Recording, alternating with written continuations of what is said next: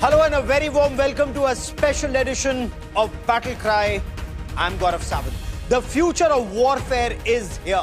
And you may have seen laser beams in Star Wars, in science fiction movies, now see them in action and right here in India. That's right, the Defense Research and Development Organization, or the DRDO, has successfully tested a laser weapon to destroy incoming drones. Now this test took place at Kurnool in Andhra Pradesh. And India has entered a select club of world powers, including the United States, Russia and China, that have this technology. The high-powered laser beam shot down an incoming drone. The Defense Research and Development Organization has put out a video displaying the capabilities of the indigenously designed and developed Mark IIA of the DEW systems, or the Directed Energy Weapon Systems. The land version of the laser-directed weapons is vehicle-mounted and tracked. It not just tracked the incoming fixed-wing unmanned aerial vehicle, but also a swarm drone that was coming in, a swarm of drones that was coming in. And then this high-powered laser beam, it was directed at the UAVs, all in a fraction of seconds is what we are told. Watch those images on your television screen. According to DRDO, this high-powered laser beam successfully caused structural damage to the incoming projectile. The powerful beam also disabled surveillance sensors. It was also targeted at an antenna. So imagine if an enemy antenna has to be taken down in the borders or the battle area, it can easily be done so. The DRDO in its statement said the beam engaged the drone at a long range and successfully thwarted a multiple drone attack. This technology, of course, comes with immense possibilities. The effort is already on to scale the power, work on beam composition for higher efficiency and to take down higher weapons, perhaps an incoming hypersonic missile in the coming years. The effort is also to miniaturize it. The moment you miniaturize what is this device that's on a huge truck, then you can put it on board an aircraft, an airborne platform, like perhaps a fighter jet. And with laser beams, work is also on electromagnetic pulse weapons. Imagine the opportunities and what India can do to the adversary. The DEW, or the Directed Energy Weapon, may in times to come replace or at least reduce reliance on the traditional kinetic weapons and missile defense systems due to its ease of operations, and equally important, if not more, the cost effectiveness. A fraction of the cost that you would have to pay for a missile that costs much, much more. So the requirement for cost-effective solution to offset the low-cost drone attacks, because that was a disruptor, that was a game changer, this is a game changer. Plus, militaries world over are looking at this technology, and now India is entering a select club of countries that have this technology. We are sure that in the next few years we will have this capability. We are also, as DG ECS mentioned, looking at how we can miniaturize it to put it on airborne platforms, how to put it on ships. This is one of the technologies, but we are also working on other high-energy systems like high-energy microwaves, electromagnetic pulse. So we are working on several technologies which will give us the Star Wars capability. What you saw today was one of the components of the Star Wars technologies. For the first time, we are showing a technology in use and its devastation, what we could showcase you in all forms. That indefinitely shows that how far we are going forward in our technology maturity. I think technology, the country has matured, and what you saw is an absolute indigenous product of multiple DRDO labs working on synergy, along with startup, academic institutions and industries together. Now together we could achieve this journey. We are confident that we are going to reach the higher power very soon. With a laser weapon, we can do a multiple target neutralization. So this is one of the new and emerging weapon system where we have entered into this era of beam weapon. Earlier, whatever weapon you see, you want to kill, you require a missile to fire, you require a kinetic energy to fire. But in these cases, you require a beam weapon. This is a massless weapon, and a concentrate of the laser light, it go and falls into the target and neutralize it. So this is a big achievement for our country, or a big achievement for our DRDO. So these directed energy weapons, or DEW, are being seen as an absolute game changer in emerging warfare. If drones were disruptive technology, laser weapons or these beam weapons like Star Wars weapons are adding another layer to that disruption altogether. And the DEW weapons, they're taking India into a different league of nations that possess this technology. This is made in India technology that DRDO is very proudly displaying a technology demonstrator of. So this successful test of firing a 30 kilowatt laser energy and neutralizing a drone in seconds has given scientists new energy to scale up and fast. What does this mean for armed forces? And remember, India has adversaries on multiple fronts. So whether it's your army, your navy, or your air force, and your forces are tackling threats on multiple fronts. What does this mean for our forces on ground? On this Battlecry special, joining me on the show is Lieutenant General Rakesh Sharma, former co-commander of the Ladakh Corps. And remember, Ladakh is one area where India is not only extensively deployed, but extensively deployed in very diverse battlefields to neutralize the threat that emerges from China on our northern borders, and of course Pakistan at the Siachen Glacier and in Jammu and Kashmir separately along with Ladakh. Group Captain Augustine Vinod is a former fighter pilot, also a drone expert, and privileged to have two drone experts on this broadcast. Captain D.K. Sharma, former spokesperson of the Indian Navy, also a drone expert. And General Sharma, let me ask you first. So Dr. Samir Kamath, DRDO chief, he sounds extremely enthusiastic about this technology and the demonstration that took place. As far as it comes to our army on the borders and the emerging threats, what does this mean for our army, sir? Thank you for inviting me, Gaurav. Fact is that if you follow what's the warfare on in Ukraine, the technology of drones is changing every 6 weeks to 2 months. And there are scientists which are now located on the borders to keep evolving drone and counter drone technologies. And as time is passing, this became an imperative to start working on the directed energy weapons even for us, because what happens is that the drones are becoming increasingly autonomous, or they are being now having drones with a spool of wire, the fiber optic cable. So any other form of jamming which could be done, or spoofing could be done by electronic warfare, will not be effective against autonomous drones or against the spool of wire, fiber optic cable.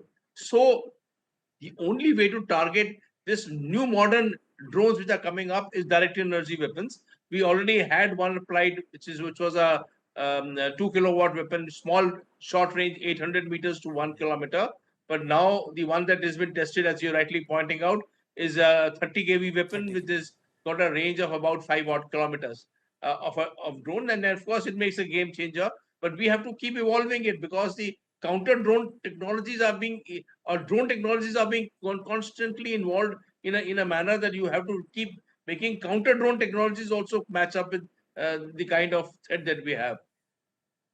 Oh, absolutely. Group Captain Vinod, your appreciation, scaling up from to 30 kilowatts, point one, and point two, explain for the benefit of our viewers. So this is an aim and fire weapon. You acquire it on your EOS system or the electro-optical system. Acquire it. How long must that beam stay on the drone? And what about faster moving systems and projectiles? How does it operate on them, sir? Thank you for having me over. See, 3.5 years ago with Rahul Kamal on your very show, I talked about this particular aspect. I mean, someone who has a phone can Google as Drone Nightmare, yes, and put my name. You will be able to see that particular video where I talked about this technology. Now, let's talk about this technology per se, Gaurav. India is not alien to this technology. We have been working on this, as far as I know, for more than a decade or decade and a half. And I'm very sure most of us sitting here and most of the people have heard two technologies that DRDO has been working on very silently, called Durga and Kali. Yes. Directionally unrestricted ray gun array, which was a laser weapon system. They were initially embarked on destroying missiles and other aerial threat. And Kali was called kiloampere linear injector, if I'm not wrong, which was an electron beam. Now, there are two important aspects, Gaurav, that we need to understand. A, taking out a drone, especially a swarm drone, where say 20, 50 of them are coming in with a simple kinetic weapon, it will be nearly impossible because you need short burst and you need quick shift. That means if you have 50 targets are coming in, you need a shorter burst, as you can see on the video, and Yes. shifting quickly between one and the other drone. So a kinetic weapon, other than probably a guided, maybe a bullet, which is again a difficult proposition to achieve at that kind of speed that we are talking about. This is Okay. the only solution that I was talking about 3.5 years ago with Rahul. Kamal. So before Second, I come to no, I would just want to quickly understand, since you're an aviator and you've flown the Mirages, you operate drones. How soon can this be miniaturized? Because right now, when you see it's loaded on a big truck, how soon can it be miniaturized to be put on airborne platforms? Because that would actually change the nature of warfare and reduce costs, compared to all those expensive precision-guided munition, air to air, air to ground, air to sea. Would that be the real game changer, sir? actually, Durga started as an airborne platform to be put on a large aeroplane. But see, as far as costing is concerned, yes, airborne platform is a good answer. But as far as costing is concerned, I think the least expensive, Gaurav, will be to put it on a vehicle like we are seeing on the screen as well as behind me. There's another very important thing I want to 30 seconds cover is this particular weapon, Gaurav, can be the only probably solution against an incoming hypersonic missile. Today, we don't have Yes. an anti-hypersonic missile which can travel faster than 5 Mach. Hypersonic is anything above 5 Mach. We don't Yes. have a anti-missile missile which can travel faster than 5 Mach to take out an incoming hypersonic weapon. And this probably is something that we need to work on to, quickly fill that gap of hypersonic weapon being, today like a Brahmastra where you have no answer to. And of course, Yes. swarm drones and other drones that we are going to come in. See, we even toyed on the idea of a close-in weapon system like you have it on a ship, where you Yes. have these phalanx guns firing at a very high rate of fire, taking out incoming drone. But that is possible only probably to a cruise missile, CJ-10 kind of missiles that is coming towards us.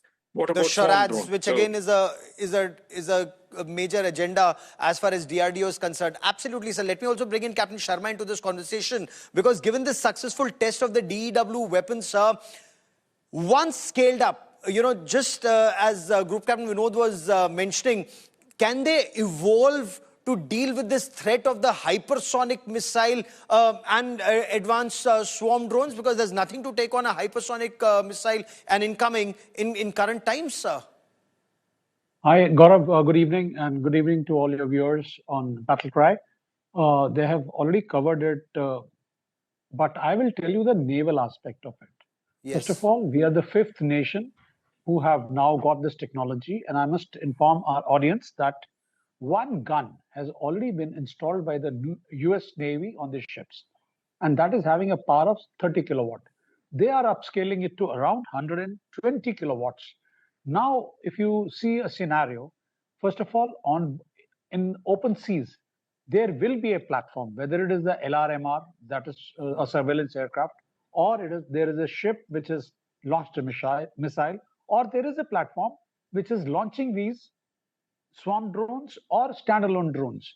So Okay. now, if we have a platform which can detect, and we have solid capacity to do it, and we have our assets in place, so if we detect it, it is only a moment of seconds.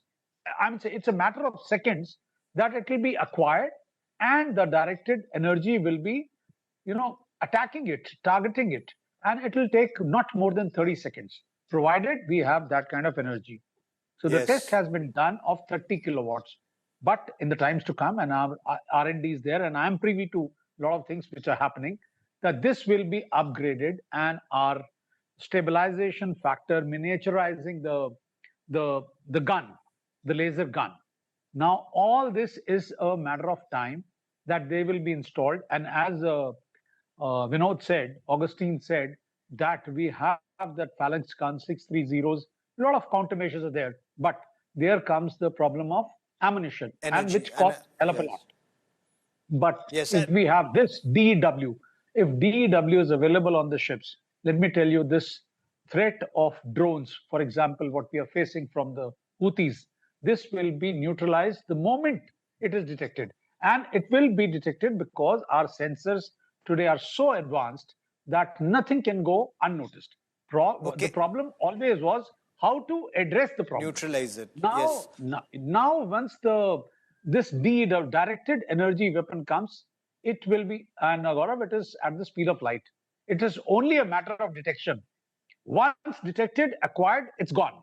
By the time we are But talking, that it's kind gone. of energy that's required, and for that It will sustained come. burst, It will would you come. require Yeah. would you require something like a small nuclear reactor on board a large aircraft carrier or is that possible even otherwise? Group Captain Vinod, General Sharma, would either of you want to take it one by one? Group Captain Vinod, on board an aircraft carrier, what would you require for that kind of energy? So you will need some captive power supply that can give that kind of wattage. See, laser is nothing but concentrated light. And Yes. the amount of light that you can concentrate in a particular direction and keep it aimed.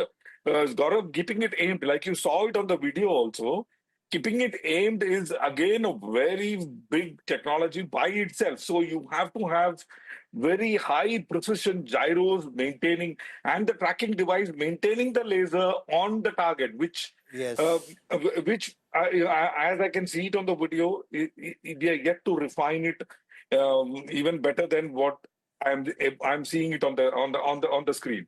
So Okay. that and the energy that you can generate, which can be captive, which can even be a battery for for all you know. So this kind of Okay. energy It has to be holding and locked and loaded. Yeah, go on. So also complete your point. yeah, and also, Gaurav, we can even you look at capacitors to large electrolytic capacitors to hold such energy to immediately give it out in a burst. So it is more like the wattage that it can handle and technology to keep it aimed. Over to you. Okay. General Sharma, once India masters this art, would the focus then automatically shift to destroying the target at longer ranges, use more lethal power? And when India possesses this kind of power, even the adversary would think twice before launching against us. Anyway, I'm told all of you don't even consider Pakistan as part of the threat matrix anymore. Is that then restricted to the threat that we face on our northern borders vis-a-vis China? So, firstly, let's not push away Pakistan out of our thinking process because they're using the drones as the Chinese are giving it to them. And one of the drones destroyed by one of these laser weapons was a Chinese drone on the Pakistani border. So, let's not forget it happened in 16 core zone, which you are aware, where Yes. one of these drones went. But I agree with the thought process that this technology is, just a demonstrator. We have miles to go. This is not a suitable things for, say, a swarm of drones. It is may not be suitable for loitering ammunition. And then see, it is a cat and mouse game where the drones will now start finding methods to avoid or deflect the laser energy coming to them, or probably make stealth drones or things like that, which cannot be so easily detected. As it is, there are no communication signals in autonomous drones. There is no electronic warfare. There is no communication on the satellite coming. It's totally autonomous. So, to detect itself will become a great task in future. So, to say that we have reached the end of the thing, no, it's just the beginning. We're just Yes. commencing on this game. There is miles to go because the opposing technology will now mature into different levels altogether. Oh, absolutely. No, in fact, we mentioned this at Technology Demonstrator, and we need to scale up in a big way. But respond, Captain Sharma, that detecting the threat on your radars or your sensors is may just emerge to be a huge challenge. And the response time will also be very restricted. And you agree that it's not perhaps the best weapon to take on a swarm drone? Swarm drone is a different ball game, but the point is here in the Navy or in the open seas, for a swarm drone to be launched, there has to be a platform. So how can that be, going undetected? You see, there are sequential things. if a ship is there, if it has to launch 50 drones, we will know it. And if a drone is coming from, say, 100 kilometers or 100 miles, then there is enough time to detect them. So, and it is only a matter of seconds. They will be addressed by various means, whether it is the close-in weapon systems, whether it is the phalanx guns, whether it is electronic jamming, ECM, ECCMs, and DEW. So it will not be let go just like that. This is one thing, but once this comes in, this is such a game changer that I will not need ammunition by the thousands of creating a barrage or a wall. Then this will address.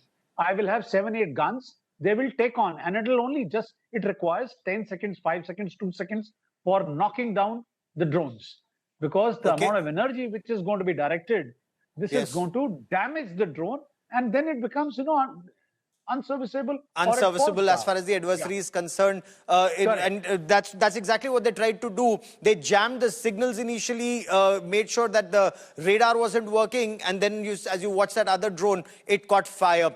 Group Captain Vinod, Dr. Kamath also spoke of other Star War-like capabilities, developing other high-energy systems, including the electromagnetic pulse or the high-energy microwaves that are being sent. Would that make the adversary, one, as General Sharma pointed out, revise their tactics? It's a cat and mouse game, but are we keeping abreast now with what the adversary has, or we have a long time to catch up with them?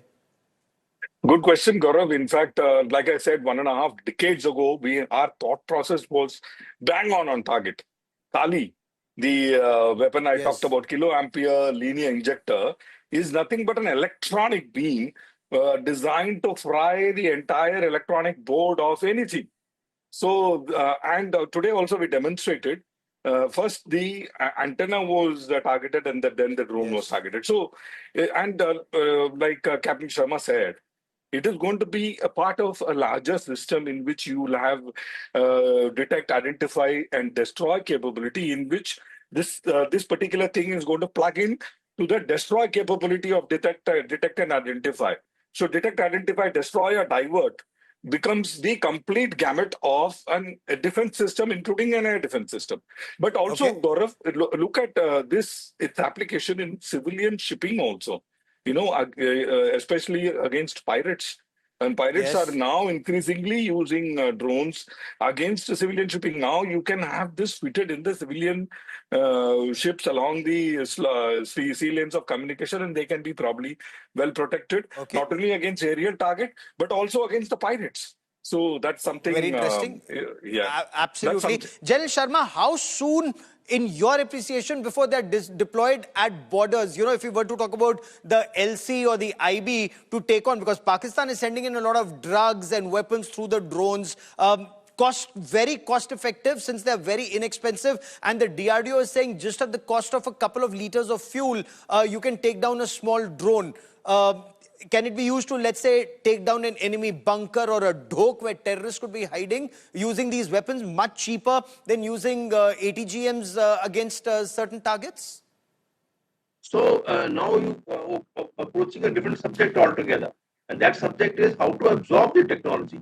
What is happening, you remember this was a year of the technology absorption, because you require specific manpower to handle a system which is additional to what systems the air defense already has. And when you say a range is 5 kilometers, then 5 kilometers is on the line of actual control, as you're aware, is right at the front. So you can't have an air defense system. Air defense is deployed in a different manner altogether. Now you have to decentralize all these systems down to the vanguard, because you just cannot say, even if you say that you have a 300 kV laser times to come 10 kilometer range or something, it still has to go to the vanguard. And who is the man who should do this? That man is actually manning something else. So there has to be technology absorption. That's a very pertinent point you raised, sir. I've unfortunately run out of time on this part of the show, but in the days and weeks ahead, this Star Wars technology, and it's very exciting. It's inexpensive compared to all those expensive missiles and rockets that you may need to buy. But technology absorption will remain a challenge. But then in this changing world with much smarter soldiers out there in the field, this truly promises to be a game changer. A story we'll be tracking closely. That is all I have for you on this Battlecry special. To all my guests, many thanks for joining me.